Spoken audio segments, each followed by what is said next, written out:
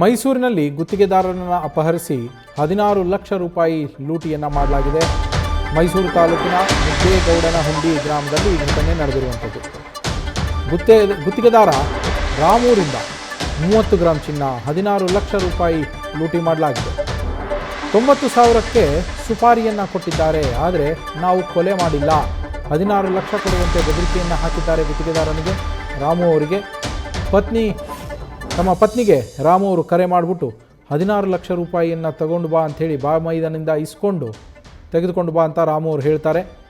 ಕಡವೆಕಟ್ಟೆ ಹುಂಡಿ ಬಳಿ ರಾಮು ಅವರನ್ನು ದುಡ್ಡಿಸ್ಕೊಂಡ ನಂತರ ಆ ಅಪಹರಣಕಾರರೇನಿದ್ದಾರೆ ಅವರು ಬಿಟ್ಟು ಹೋಗಿದ್ದಾರೆ. ಆರೋಪಿಗಳು ಪರಾರಿ ಆಗಿರುವಂಥದ್ದು. ಮನೆಗೆ ಬಂದ ಬಳಿಕ ವರುಣಾ ಠಾಣೆಗೆ ದೂರನ್ನು ನೀಡಿದ್ದಾರೆ ಗುತ್ತಿಗೆದಾರ ರಾಮು.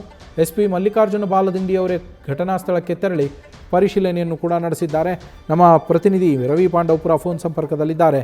ರವಿ, ಗುತ್ತಿಗೆದಾರನನ್ನು ಕಿಡ್ನ್ಯಾಪ್ ಮಾಡಿ ಫಸ್ಟಿಗೆ ಇರೋದನ್ನೆಲ್ಲ ದೋಚಿ ಅದಾದ ಮೇಲೆ ಮತ್ತೆ ನಿನಗೆ ಸುಪಾರಿಯನ್ನು ಕೊಟ್ಟಿದ್ದಾರೆ ನಿನ್ನ ಕೊಲೆಗೆ ಅಂತ ಹೇಳಿ ಮತ್ತೆ 16 ಲಕ್ಷ ಲೂಟಿ ಮಾಡಿರುವಂಥದ್ದು.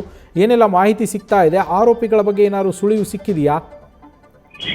ನವೀನ್, ನಿಜಕ್ಕೂ ಇದೊಂದು ಇಂಟ್ರೆಸ್ಟಿಂಗ್ ಪ್ರಕರಣ ಅಂತ ಹೇಳಿದ್ರೆ ತಪ್ಪಾಗಿದ್ದಿಲ್ಲ. ಯಾಕಂದ್ರೆ ಮೈಸೂರಿನ ವರ್ಣ ಪೊಲೀಸ್ ಠಾಣಾ ವ್ಯಾಪ್ತಿಯಲ್ಲಿ ನಡೆದಿರುವಂತಹ ಘಟನೆ, ಗುತ್ತಿಗೆದಾರನ ಕಿಡ್ನಾಪ್ ಕೇಸ್ ಪ್ರಕರಣಕ್ಕೆ ಸಂಬಂಧಪಟ್ಟಂತೆ ನಡೆದಿರುವಂತಹ ಘಟನೆ ಇದು. ಮುದ್ದೇನಹಳ್ಳಿಯ ರಾಮು ಅವರನ್ನ ಹಣಕ್ಕಾಗಿ ಕಿಡ್ನಾಪ್ ಮಾಡಿ 16 ಲಕ್ಷ ರೂಪಾಯಿ ಹಣವನ್ನ ವಸೂಲಿ ಮಾಡಿದ್ದಾರೆ. ಜೊತೆಗೆ ಮೈ ಮೇಲಿರುವಂತಹ 30 ಗ್ರಾಂ ಚಿನ್ನಾಭರಣ ಕೂಡ ಕಿತ್ಕೊಂಡು ಪರಾರಿಯಾಗಿದ್ದಾರೆ ಅಂತ ಹೇಳಿ ವರ್ಣ ಪೊಲೀಸ್ ಠಾಣೆ ಪ್ರಕರಣ ದಾಖಲಾಗಿದೆ.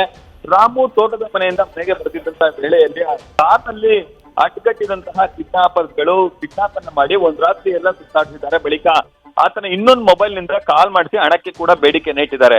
ಮನೆಗೆ ಅನುಮಾನ ಬಾರದ ರೀತಿಯಲ್ಲಿ ಗುತ್ತಿಗೆದಾರ ಬರ್ತಾರೆ, ಹಣ ಕೊಡು ಅಂತ ಹೇಳ್ತಿದ್ದಾರೆ. ಜೊತೆಗೆ ಸುತ್ತೂರು ಬಳಿ ಯಾರೋ ಬಂದು ಹಣ ತೆಗೆದುಕೊಂಡು ತೆರಳಿದ್ದಾರೆ ಅಂತ ಹೇಳಿ ಹೇಳಲಾಗ್ತಿದೆ. ಇನ್ನು ಬಳಿಕ ಆತನಿಗೆ ಸ್ವಲ್ಪ ಹಲ್ಲೆಯನ್ನು ಮಾಡಿ ಪುನಃ ಕಾರ್ನಲ್ಲಿ ತಂದು ಬಿಟ್ಟು ಹೋಗಿದ್ದಾರೆ ಅಂತ ಹೇಳಿ ಆತ ದೂರಿನಲ್ಲಿ ಉಲ್ಲೇಖ ಮಾಡುವಂತ ಕೆಲಸಕ್ಕೆ ಮುಂದಾಗಿದ್ದಾರೆ.